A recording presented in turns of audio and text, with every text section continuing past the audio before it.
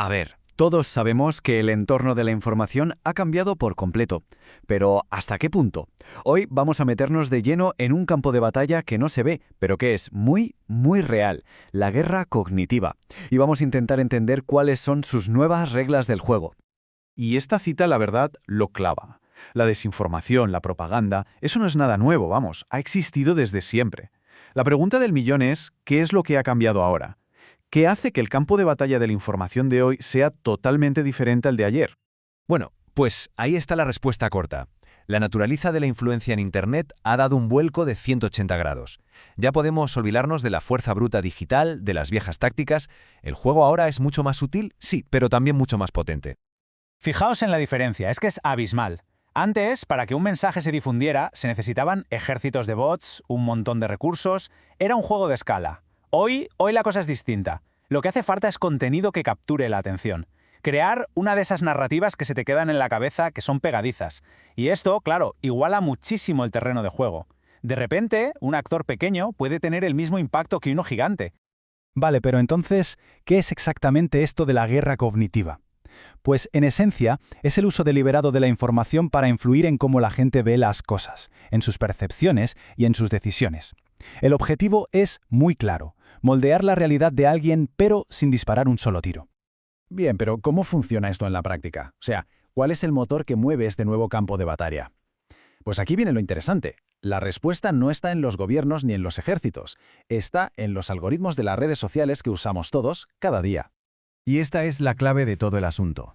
Los nuevos guardianes, los que deciden qué vemos y qué no, no son personas, son algoritmos. Y a un algoritmo, seamos sinceros, no le importa si algo es verdad o mentira, solo le importa una cosa: que te quedes mirando, que interactúes. Por eso promueve lo que engancha, lo que genera una reacción emocional fuerte. El origen o la veracidad, eso es secundario. Y así es como, de repente, se iguala el terreno de juego. Imaginemos a un creador pequeño, casi desconocido, si da con un mensaje que por lo que sea conecta, que genera esa reacción, ¡boom! El algoritmo se encarga del resto, lo amplifica, lo muestra a millones de personas. El algoritmo se convierte, de facto, en el arma más poderosa. Para que todo esto no se quede en teoría, vamos a ver un caso práctico que lo ilustra a la perfección. Nos vamos a Japón para analizar cómo cambió de la noche a la mañana la percepción sobre la presencia militar de Estados Unidos. Es una historia que se desarrolla como si fuera una obra de teatro en 4 actos. Aquí podemos ver la evolución de esa narrativa a lo largo del tiempo. Fijaos en el viaje. Empieza con un apoyo casi total, pasa a un rechazo súper intenso y al final hay un giro de guión que nadie se esperaba. Vamos a desgranarlo poco a poco. Acto 1. El fortalecimiento de la alianza. Al principio, como decía, el sentimiento era muy positivo. La conversación pública se centraba en que la alianza entre Estados Unidos y Japón era algo bueno, una fuerza que daba estabilidad en la zona frente a las amenazas de China o Corea del Norte.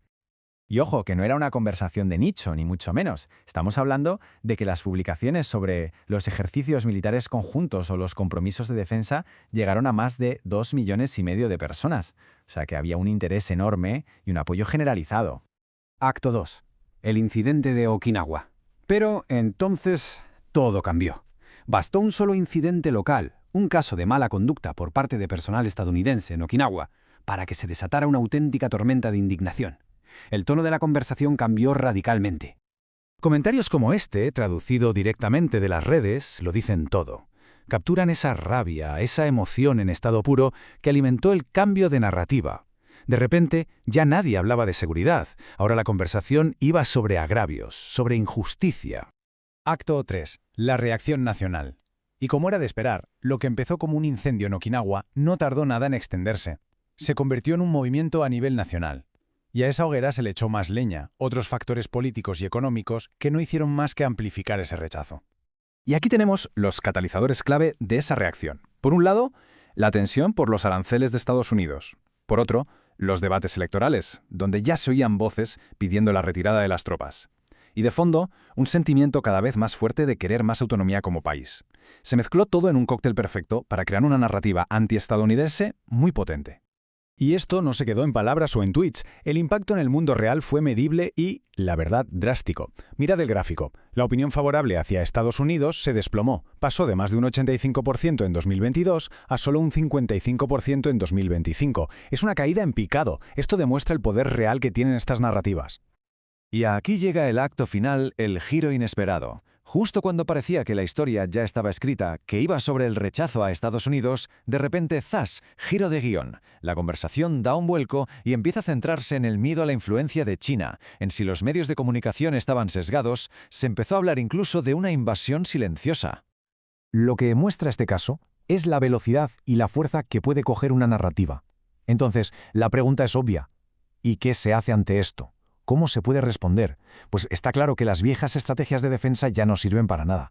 Toca reinventarse por completo.